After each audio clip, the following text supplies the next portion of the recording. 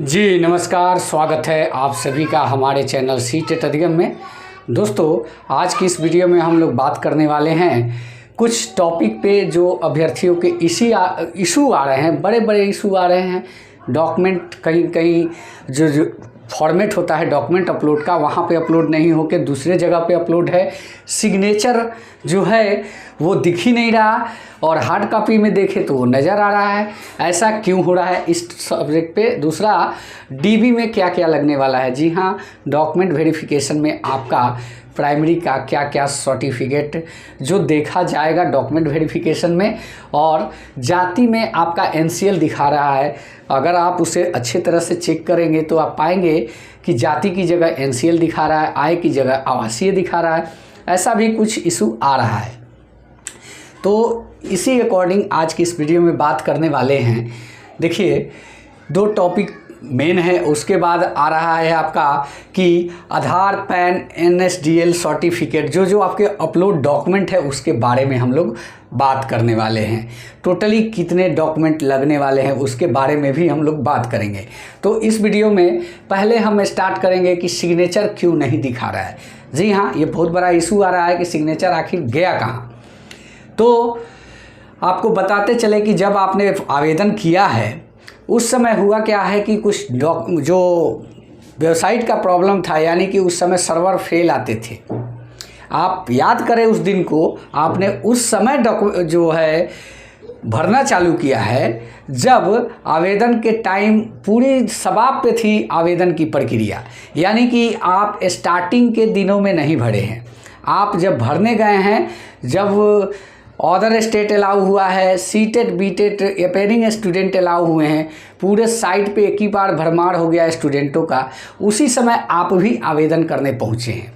तो ये इशू जो हो रहा है, जो उस समय सर्वर का प्रॉब्लम था उसके वजह से हो रहा है। क्योंकि जब अपलोड किया जा रहा था उस समय क्या हो रहा था कि अपलोड फेल लिख दे रहा था। उस समय साइबर कैफ़े वाले या फिर अगर आप अपने तरफ से भरे हैं तो आपको लग रहा है कि हमारा जो रिजोल्यूशन है वो अच्छे ढंग से सेट नहीं हुआ है। तो आपने क्या किया कि रिजोल्यूशन कम किया, 20 की जगह 18 कर दिया, 15 कर दिया, 12 कर दिया।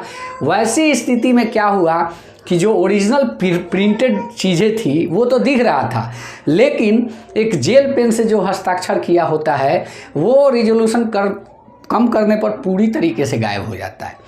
तो यह आवेदन के टाइम वही चीज़ हुआ है, आपका वहाँ से पूरा गायब हो गया है, दिखा नहीं रहा, यही आपका इशू है। अब बात करते हैं इसके सॉल्यूशन के बारे में।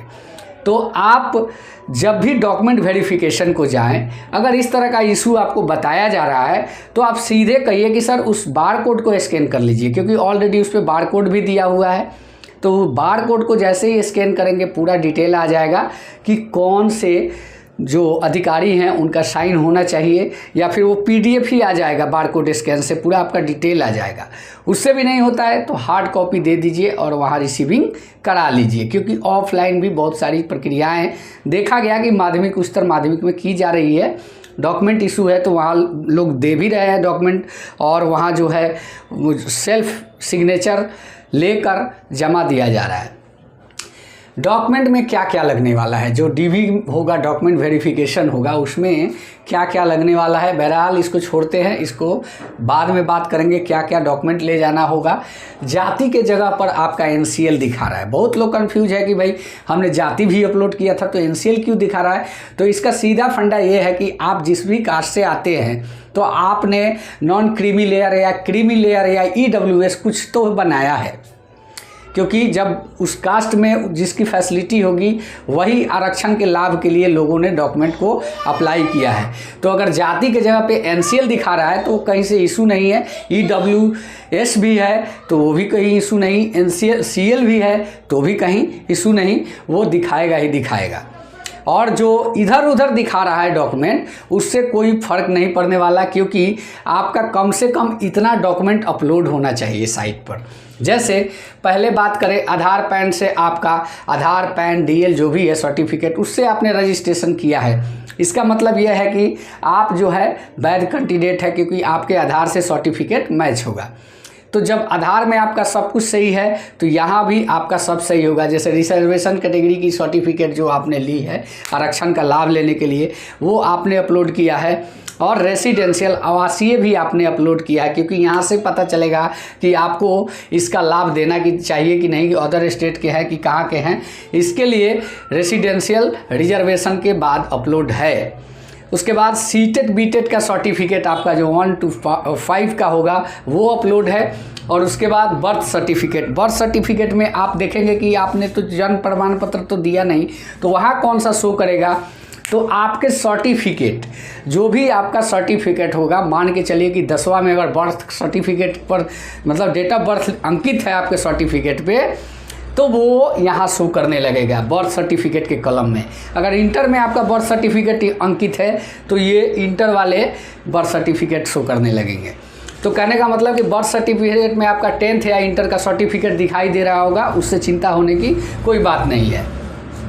अब बात करेंगे एजुकेशनल क्वालिफ़िकेशन की। तो एजुकेशनल क्वालिफ़िकेशन में जो हायर एजुकेशन का आपने लगाया होगा, जैसे इंटरमीडिएट का पूरा एजिबिलिटी इंटरमीडिएट का ही है तो इंटरमीडिएट का सर्टिफिकेट दिखाएगा। नहीं तो आप अगर बीए का लगाए हैं, बीएससी का लगाए हैं, एमएड का लगाए हैं, जो भी लगाए हैं वो एजुकेशनल सर्टिफिकेट में दिखाई देगा। उसके बाद आपका डिप्लोमा डिग्री जो भी है, बीएड हो, एमएड हो, डीएलएड हो, जो भी है वो दिखाएगा।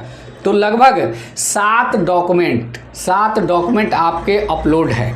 इसका मतलब ये होता है कि यही डॉक्यूमेंट आपको शो करना होगा डॉक्यूमेंट वेरिफिकेशन के टाइम, यानी कि जो डॉक्यूमेंट आपका यहाँ पे दिख रहा है उस डॉक्यूमेंट का जेरॉक्स कॉपी आपके साथ होना चाहिए। यानी कि आधार, पैन जो भी आपने रजिस्ट्रेशन में लगाया है वो कंपलसरी चाहिए। रिजर्वेशन का जो आरक्षण का लाभ लेने के लिए जो आपने सर्टिफिकेट लगाया है वो कंपलसरी चाहिए। आवासीय प्रमाण पत्र, निवास प्रमाण पत्र भी उसको कहते हैं, वो भी आपको चाहिए। और सीटेट बीटेट के सर्टिफिकेट, बर्थ सर्टिफिकेट में आप कंफ्यूज हो जाते हैं तो मैट्रिक का सर्टिफिकेट ही रहेगा, क्योंकि बहुत सारे जैसे हम ही लोग हैं तो हम लोग का कोई बर्थ सर्टिफिकेट जो है उसको आदमी मान के चलता है।